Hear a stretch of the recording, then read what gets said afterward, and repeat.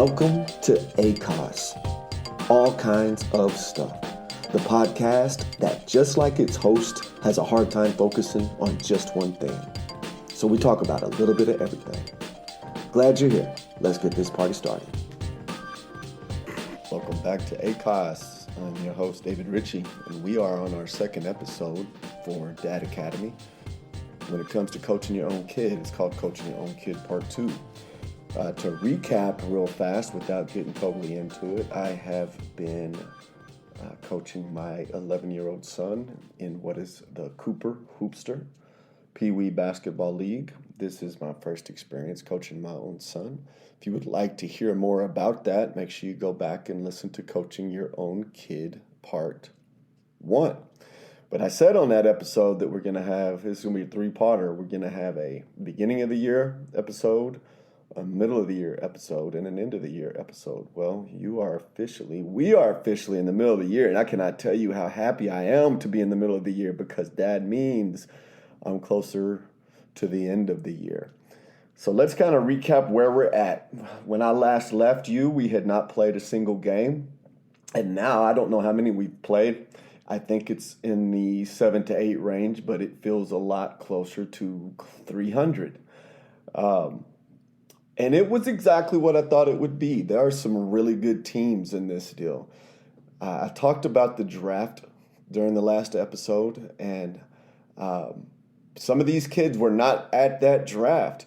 And I wouldn't have drafted most of them anyway. I told you, I numbered the kids from 1 to 5, and I wasn't taking any of the really good ones. I was trying to go as many threes as I could, so I don't know that I would have ended up with them on my team anyway. But I can promise you, we've been playing some guys that I did not see that day at the draft. So I'm pulling up my schedule right now so I can kind of tell you how it's gone, because it has not gone well, but there are some silver linings to all of that. Going back to our very first week, okay, so let's put things in perspective a little bit. I am a principal of an elementary school in La Mesa, Texas, which is about an hour away from Lubbock, Texas. My sons go to Cooper in Lubbock, Texas. So this league takes place in Lubbock. I am also in superintendent classes where I have to drive to Lubbock every Thursday anyway, where I take class from 6 to 10. And anybody who's been a principal, school lets out at 3:40. Our last kids are usually gone by 4:15 or so, but that is not when the workday ends. You typically stay a little bit longer. So you're busy without adding this in there. But when you add in the fact that you are playing basketball almost every Monday, at least every Monday and Wednesday, and there's a couple of weeks where we played Monday, Tuesday, and Wednesday. So my days have been busy. Typical day for me right now is I try to be at work. I try to get up about 5:30 to go at least do some kind of workout because I'm getting old and I got to stay in some kind of shape. So I try to be at work no later than 7 o'clock. From 7 to 7:30 is kind of when I organize the stuff for my day. At 7:30, I leave my office and I go outside and I greet our students. My campus has 396 kids. We come in 2 doors and I'm always at one door. I greet kids from 7:30 to 8. From 8 to 11 o'clock, I'm a principal. So that means sometimes I'm in meetings. I try to be in classrooms. I try to see kids. Sometimes kids are in trouble. I deal with them. Sometimes parents are mad. I deal with them. But I don't go to my office. I'm really big about not sitting in my office during the day. With 11 o'clock, I go to lunch duty because me and my assistant principal pretty much do the cafeteria every day. That lasts for 2 hours because we have grades 3, 4, and 5. So we stay in there from 11 to 1. At 1 o'clock, I run to my office and drink a protein shake and eat a half a piece of chicken because that's all I ever eat. I cook a whole lot of chicken on Sundays and I cut it up and put it in Ziploc bags, and that's what I eat on the run.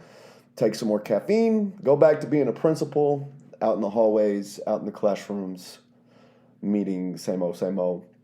And I do that until 3:30. 3:30. I go outside. The buses start coming. I make sure help all the kids get home, along with all my other teachers.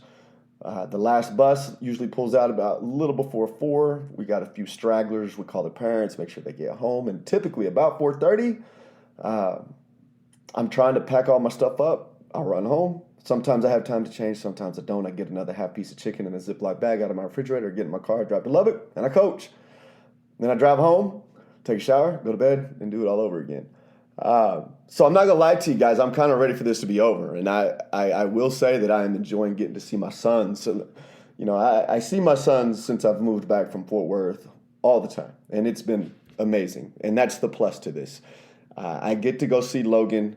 Like I said, we have either had a game or practice every Monday and Tuesday, Wednesday since this thing started on January 10th. I had 2 practices by January 10th. That was our first game.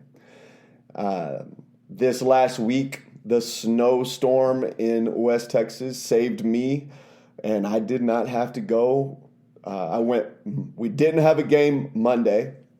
The games on Tuesday and Wednesday got canceled, and then my class Thursday got canceled. So it was like a break from the storm, and I absolutely loved it.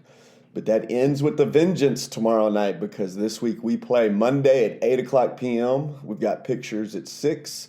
We play Tuesday at 7 o'clock p.m. and we play Wednesday at 6 o'clock p.m. And then again, I'm back over there on Thursday for my class at 6 o'clock p.m. But this is the last full week. Next week we've got 2 games, and then we've got 1 game, and then the playoffs come. So let's kill the suspense right now. Are we the best team in the league? No, we are not. Are we the worst team in the league? No, we are not. But I will go back, and I'm looking at the score. That first game was a shell shock to me. So there's rules, and I apologize to all youth football coaches because you probably knew all these rules. So every team has 9 kids, okay? And I was going to play all of mine equal no matter what, because to me that's the whole point of it. But there's a rule in this Cooper Hoopster League, and I'm assuming this is a pretty general rule. All right, so you got 9 kids. In the first half of every game, every kid's got to play, okay? So obviously basketball has 5 on a court at a time. So that means 5 kids play the first quarter. The 4 that sat on the bench, because you have 9, play the second quarter along with 1 of the other starting 5. All right? So that's your first half. Now the trick is, in the second half, that 1 that played the first and second quarter has to sit the third. In the third and fourth quarter, there is no amount of time each kid has to play, but every kid does have to play. All right, so again, we had 2 practices, and one of the questions I posed during my first Coaching Your Kid Part 1 was, are there some teams that might possibly be bending the rules, that might possibly have access to a gym where they are practicing full court, might possibly have access to a gym where they're practicing more than the 2 times before the first game is played? I have no proof, but I am thinking that the answer to that question is a resounding absolutely. All right, so we show up in the first game to play the Toon Squad, and again, we did not have jerseys. We were the only team that had lost our jerseys. They did find them, or somebody had them all along, but they showed up. We played that first night at 6 o'clock p.m., and I received my jerseys at 5:45. So I'm throwing jerseys on my kids.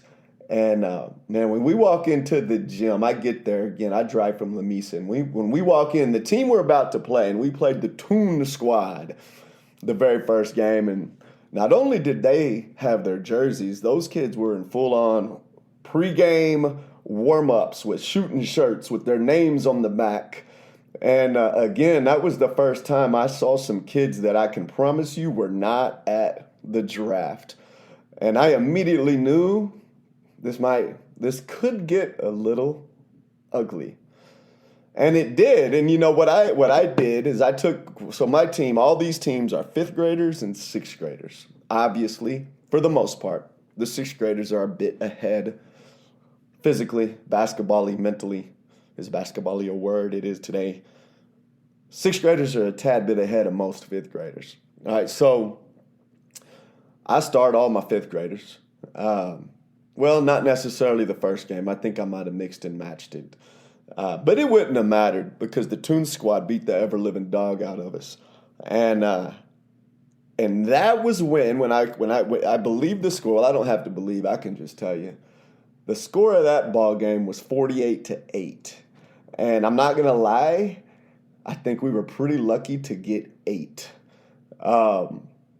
They were really good.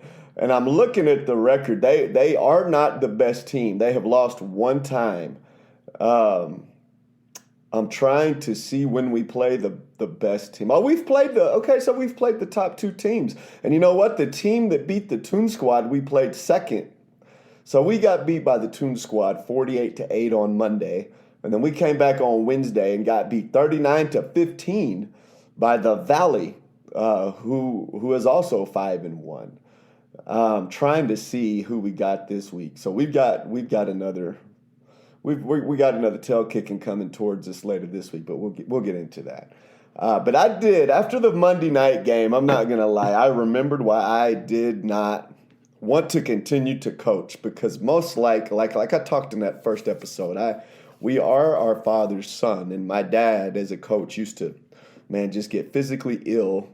And I said why in that first episode, because you really want the kids you coach to feel good about themselves and be successful. When you get beat 49-8, there's not a whole lot of feeling good about yourself built into that little shindig. And so I went home that night and was just dreading having to go back. We did not have practice that first Tuesday because that was my son's birthday. So I sped back over there on Wednesday, and I'm not going to lie, I was pleasantly surprised when we got beat 39-15. But I had to have a bit of a come-to-Jesus meeting with myself and remind myself that, hey, you got to remember why you're doing this. And I said it in that first episode. Number one reason I'm doing this is to get to be around my sons. And the number 2 reason that I've realized that a lot of youth league coaches coach is because nobody else wants to do it.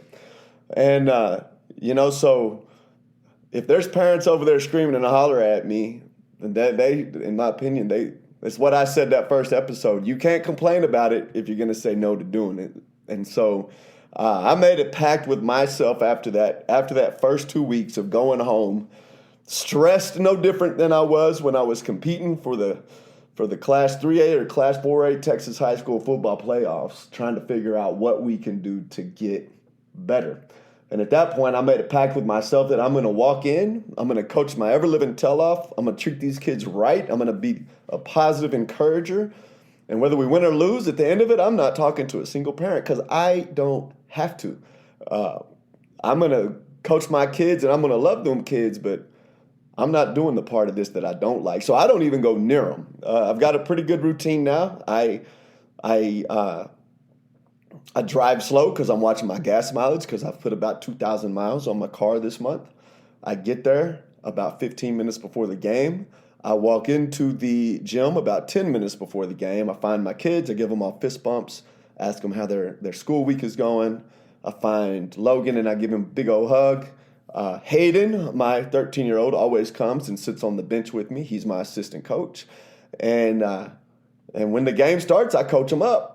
And the first few times during halftime, I tried to, coach.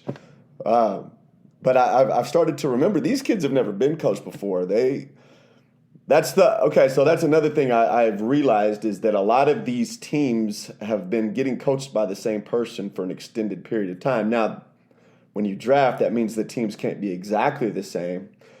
But if you'll remember in coaching your own kid part 1, I told you guys I'm coaching this team by myself. So that means Logan, since I'm the coach, Logan was on my team.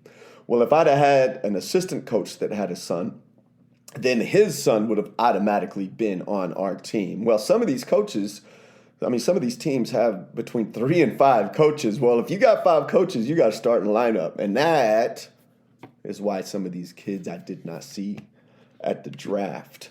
And so Hayden sits behind me, and he reads. He pays attention. He doesn't really care too much about it, but he always brings his iPad and he brings his Lord of the Rings book. But he pays attention. He'll give me a few pointers every now and then, and I just coach him up, and then I leave. All right, so that was week 1. Week 2, we started to play a little better. We lose 2 more. On Monday, January 17th, we got beat 33-20. And then we did practice on that Tuesday and got a little better. And then we come back on Wednesday and we got beat 28-18. And I remember, we had a chance to win that game. All right, and so that very next week, we come back on Monday, January 21st and 24th, and we win our first game. We beat Lone Star 30-27, and it was an ESPN classic. And I'm going to tell you guys, we should have won the next game. But we lost. We got beat 28-23 by the Hub City Splash. So let me kind of backtrack a little bit. This is going back to the legalities of all this. I got where I was playing my 6th graders for the first quarter. And then for the most part, the second quarter was my 5th graders plus my best ball handler. All right, so I've kind of got 2 kids on my team that handle the ball well, and then 2 or 3 more that handle the ball okay. Well, you got to have one of those guys on the floor at all times. So I'm not going to use any of these kids' names because I don't want to throw them out there, but I've got one pretty good ball handler and then another one that's decent. And so I would make sure one of those 2 guys played the whole first half. And then when I had to sit that one in the third quarter, I would make sure the other good ball handler was already out there in the third quarter. But what I noticed was that all these other teams are holding off on at least 2 to 3. And I'm not going to lie, I think sometimes it's their best player. They're holding off and not putting them in the game until the second quarter. And so that game we won, we were ahead 14-0 after the first quarter. And I'm just thinking, boy, we're finally putting this together. You start feeling pretty good about yourself. I thought I was Jerry Tarkanian, and we were the UNLV running Rebels over there. But then all of a sudden the second quarter starts, and I look out there, and while all my good ones have now played the first quarter, and my 5th graders who play hard, they're just not quite there. They're out there going against, like I said, little junior Klay Thompson. And all of a sudden we go from being ahead and them not having any points at halftime. We're behind by 4 points. They scored, 18-ish, and we scored 0. And so that kind of planted a seed in me. We survive, and we win that game. And so that it planted a seed in me. You know what? That's a smart way to do this. And so I had a young man get sick, and so I was going to go into the Hub City Splash. So we had won that first game. Tuesday at practice, the mom of this young man tells me, hey, he's not feeling well. Well, then I get another text on Wednesday saying he's going to be out for a while. And so that puts me down at 8, okay? Well, that tells me that I'm going to get to play 2 of those older kids for the whole first half. All right, and I know because I can see the records of everybody, I know that we've got a chance to we had just beat Lone Star, and I thought, I'm not going to lie, guys, I went into that deal thinking we were going to win the game if we played good at all. Okay, so I do not feel the need to explain myself to any of these kids. And so I I take my second best player and I sit him on the bench for the first quarter. Okay, so we've got 8 kids. That means my first 5 is basically my first, my third, my 4th, my 5th best players. My second best players on the bench. And so in my head, that means since I only have 8, 2 guys get to continue to play the whole first half. So my second quarter, if we can just keep it close with that second best player on the sideline, when we go back to the second quarter, I'm going to be able to play my first, my second, and my third best players are still going to get to be out there along with 2 of my youngins.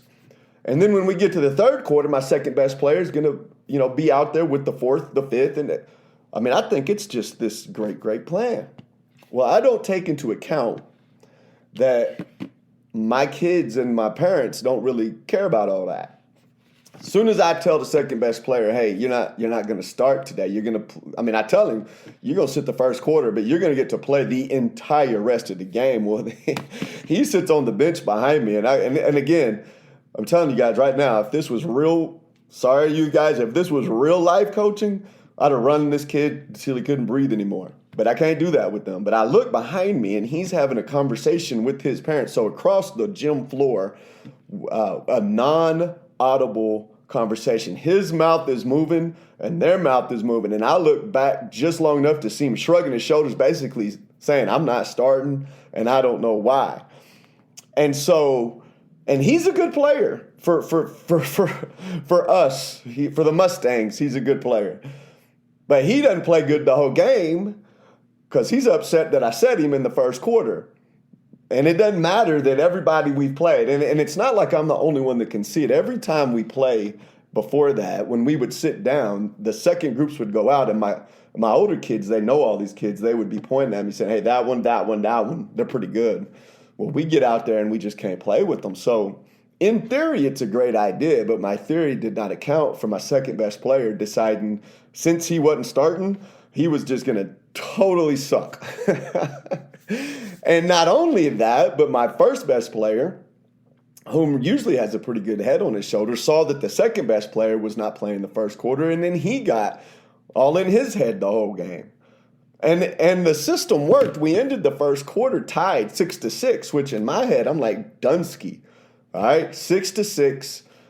We're putting we only have 8, so I'm going to get to play some starters a little longer. My second best player's in the game, Dunsky. We're going to win this deal.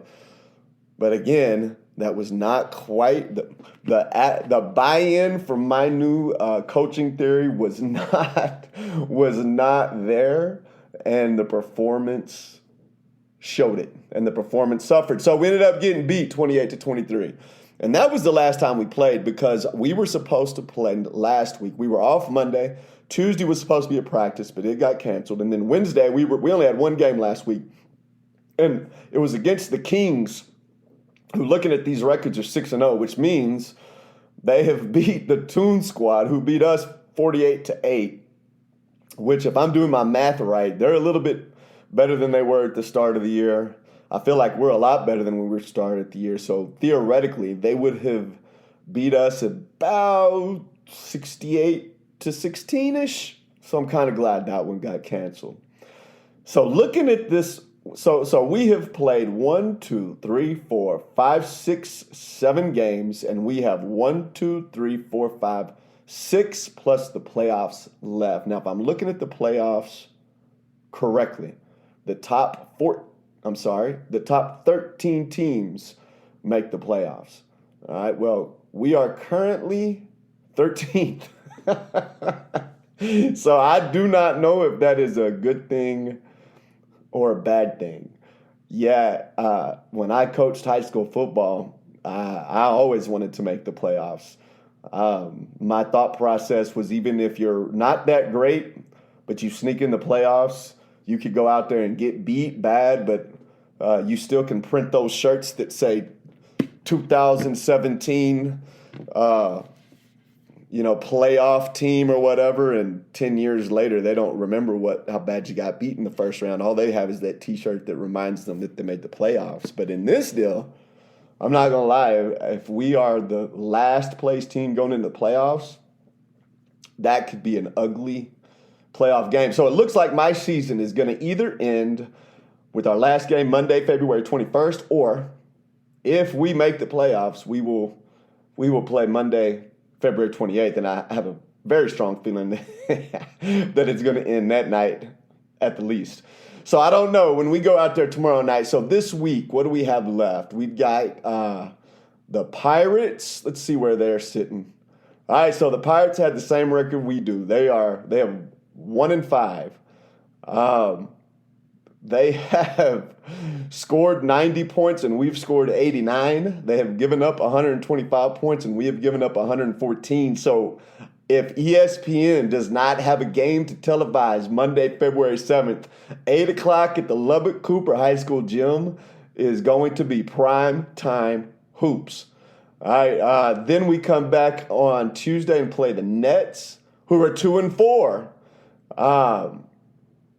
So that's another team. It looks like maybe we can maybe we can play with a little bit, and then it could get ugly on Wednesday, February 9th. We play the Tar Heels, and the Tar Heels they've only lost one game, so we might can stay in the game the first two nights. It might be kind of ugly on Wednesday, and then let's see what else we got left, and then we've got next week we've got the Rebels who have lost 2 times, and then the Bulls who have 3-3.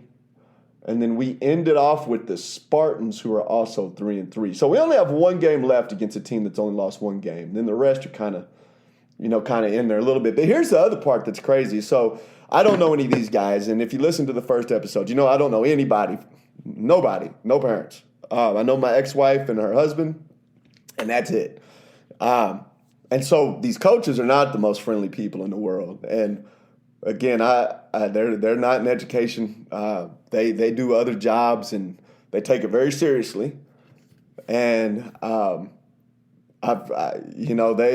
when I walk in, I quit trying to do things the way that in real school basketball, the home team's always white, the visiting team's always away. You always warm up on the opposite end of where your bench is, and so that's what I tried to do. But I've quickly found out that that's not how this works. These coaches that have been doing it a while, they just come in and pick where they want to warm up. They'll tell you if they're going to be. So I just quit trying. I go in and I will find the coach of the team we're playing. I'll shake his hand. I'll tell him, hey, what color you want to be or where you want to sit? Because the jerseys are reversible, so we'll just flip them over. Because I just quit trying to do that. I let these guys speak their mind or do their thing. But after we got beat by the Splash, that was the last night. So if you play at 8, you got to stay and clean up the gym. All right, so if you have an 8 o'clock game, because this is at a high school, you got to put all the chairs up. You got to kind of get the floor off, pick up all the trash, clean up the scorer's table, so you don't get out of there until about 8:30. Which, again, y'all keep in mind, I still have an hour's drive to get back home after that. But anyway, so we lost 28-23 against the team when I tried my great coaching theory that totally backfired. And the other coaches are helping me clean up. And for the first time, they're actually kind of nice people. And so we get to talking, and his name is Brian, and he says, you know what, we are getting beat bad by everybody we play. Raised my hand, and I said, I know what you're feeling. So he said, hey, would you like to practice together? Which I thought that was a great idea. Well, after we played them, so we played them on the 26th. I was not, again, I'm going to Lubbock 4 times a week. I had my sons that next weekend. They were going to come stay with me. Well, the last thing I was going to do is drag my sons over there all the way back to Lubbock on Saturday for a practice. So I told him the next week, February 7th, which was yesterday. I said, let's meet that day. So we show up yesterday to practice. And the kid that I sat on the bench that night, I saw him at the end of that game. I forgot to tell you this, throwing his jersey to his parents, telling him, I can't do this. And so I may never see that kid again.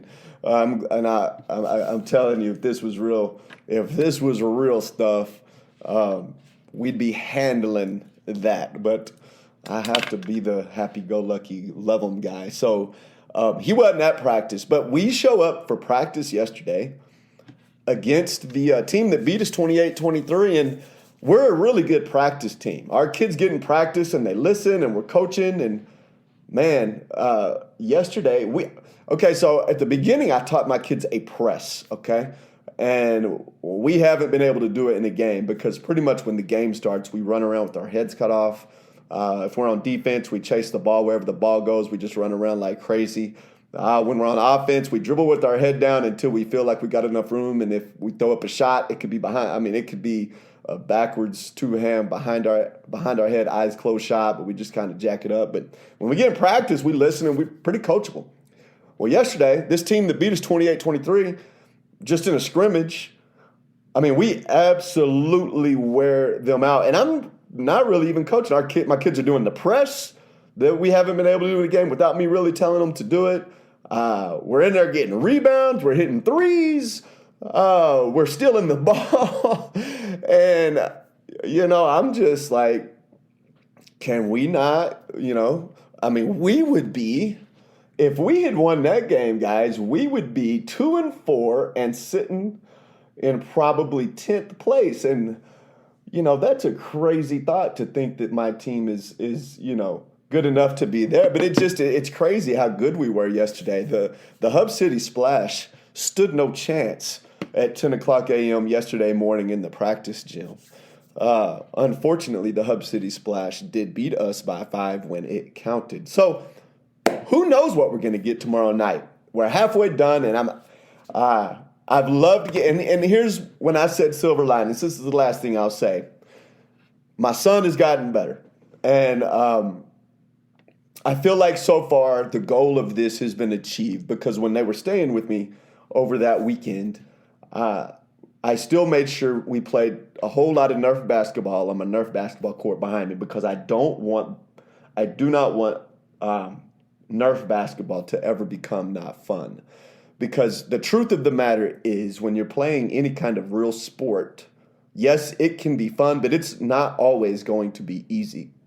Getting coached is, I'm an intense guy, and even I can be very positive, but when the game is going, I coach them hard.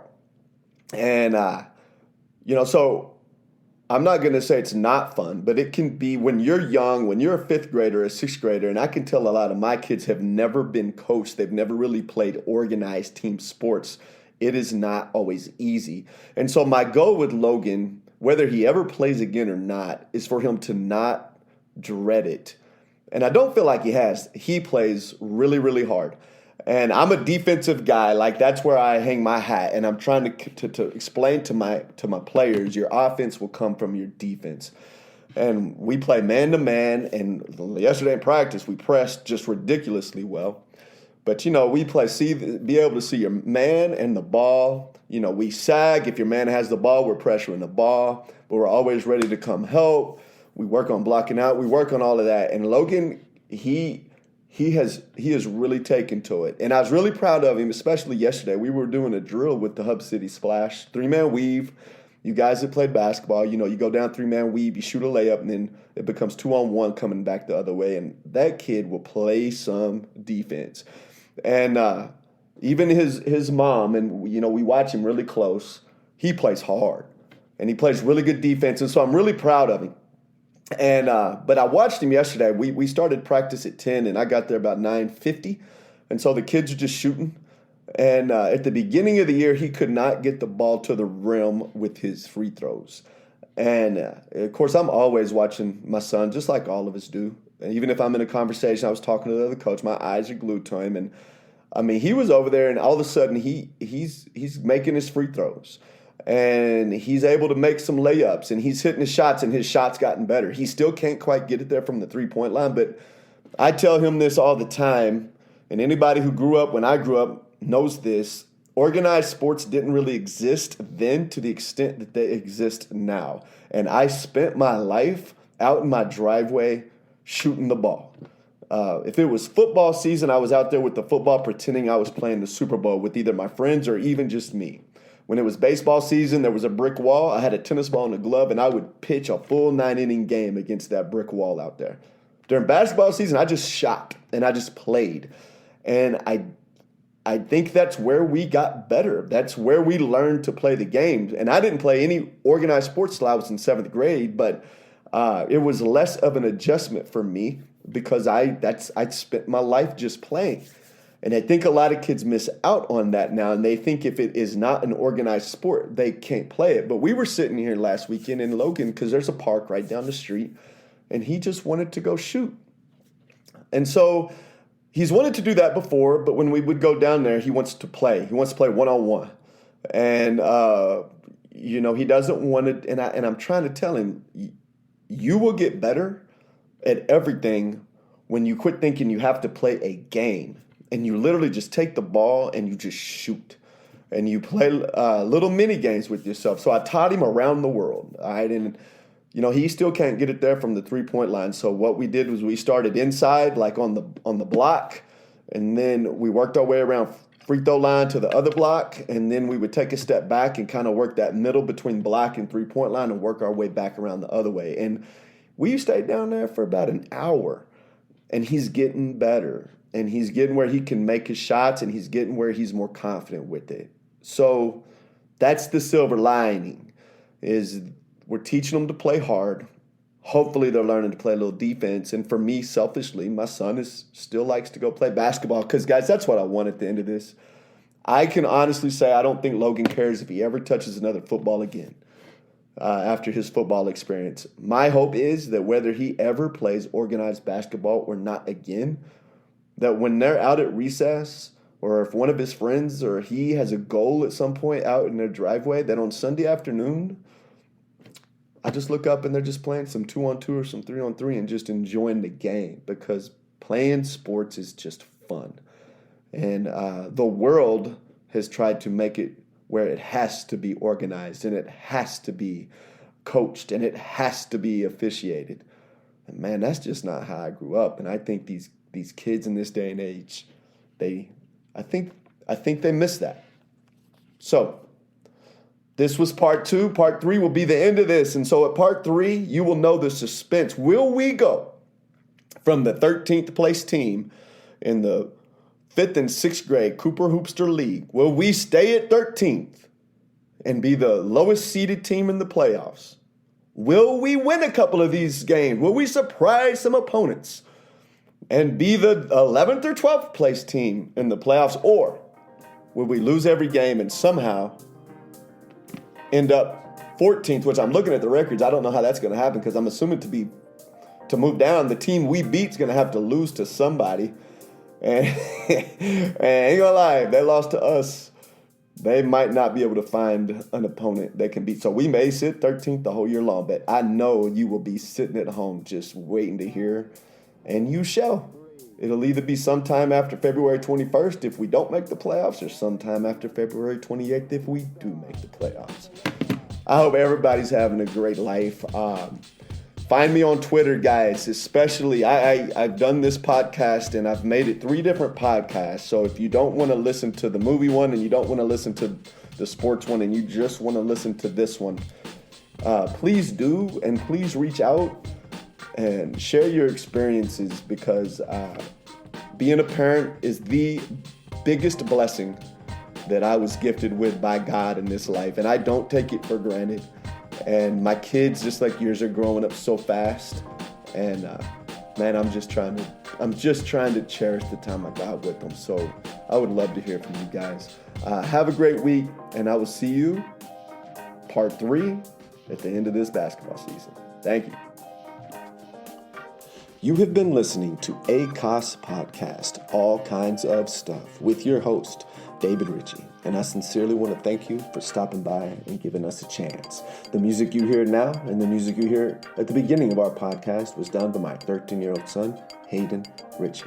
And everything I do is inspired by not just Hayden, but my other son, Logan Ritchie, as well. You can find me at Twitter at ACOS Podcast. That is capital A, capital K, capital O, capital S, capital P, and everything else is in little letters. At ACOS Podcast. Feel free to follow me, reach out with any questions you have. Have a great week. Thank you for listening.